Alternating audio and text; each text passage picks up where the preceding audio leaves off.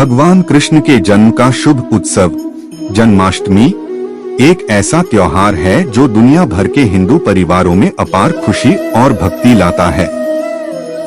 आइए मैं जन्माष्टमी की एक हृदयस्पर्शी कहानी साझा करना चाहता हूं जो इस पूजनीय अवसर के सार को दर्शाती है। भारत के सुरमय परिदृश्य में बसे वृंदावन नामक एक छोटे से गांव में राधा नाम की एक विनम्र और धर्मपरायण महिला रहती थी। वह भगवान कृष्ण के प्रति अपनी अटूट भक्ति के लिए दूर दूर तक जानी जाती थी।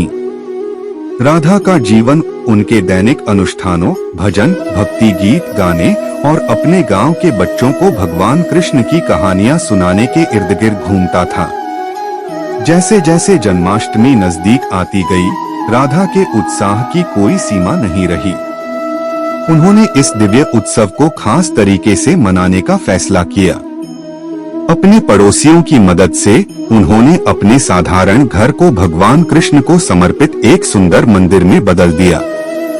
दीवारें भगवान कृष्ण के बचपन के कारनामों की रंगीन तस्वीरों से सजी हुई थीं और हर कोना सुगंधित फूलों से भरा हुआ था।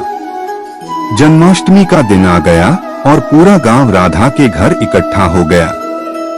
हवा धूप की मीठी सुगंध से भर गई थी और भक्ति गीतों की मधुर ध्वनि पूरे गांव में गूंज रही थी।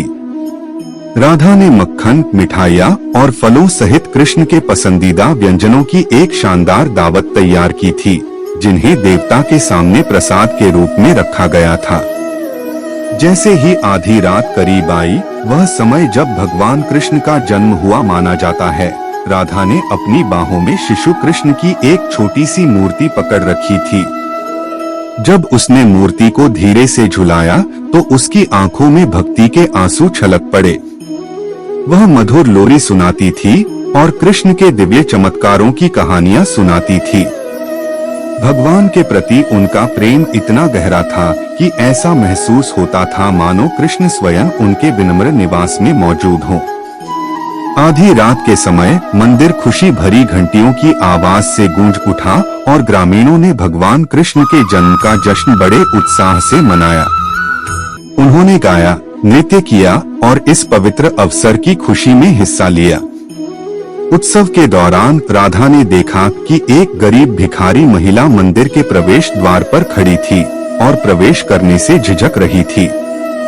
राधा गर्मजोशी भरी मुस्कान के साथ उसके पास आई और उसे अंदर बुलाया। उसने भिखारी महिला को कुछ स्वादिष्ट प्रसाद, भगवान को अर्पित भोजन दिया और भगवान कृष्ण की असीम करुणा की कहानियां साझा की। भिखारी महिला राधा की दयालुता और मंदिर से निकलने वाली भक्ति से बहुत प्रभावित हुई। उसे शांति और प्रेम की गहरी अनुभूति महसूस हुई, जिसका अनुभव उसने पहले कभी नहीं किया था। उस दिन से उनका जीवन बदल गया और उन्होंने खुद को भगवान कृष्ण की पूजा में समर्पित कर दिया।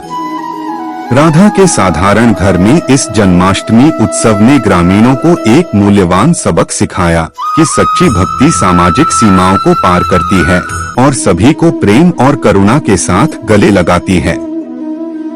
इसने उन्हें याद दिलाया कि जन्माष्टमी की भावना केवल अनुष्ठानों और उत्सवों में नहीं है, बल्कि भगवान कृष्ण के प्रेम और शिक्षाओं को सभी के साथ, विशेषकर जरूरतमंदों के साथ साझा करने में निहित है। जैसे जैसे साल बीतते गए, राधा का जन्माष्टमी उत्सव दूसरों को प्रेरित करता रहा और उनका घर उन सभी के लिए सांत्वना और भक्ति का स्थान बन गया, जो भगवान कृष्ण की दिव्य कृपा चाहते थे। और इसलिए वृंदावन के शांत गांव में जन्माष्टमी की भावना कायम रही, जिसने सभी को याद दिलाया कि भगवान कृष्ण का जन्म प्रेम, करुणा और परमात्मा और भक्त के बीच शाश्वत बंधन का उत्सव है।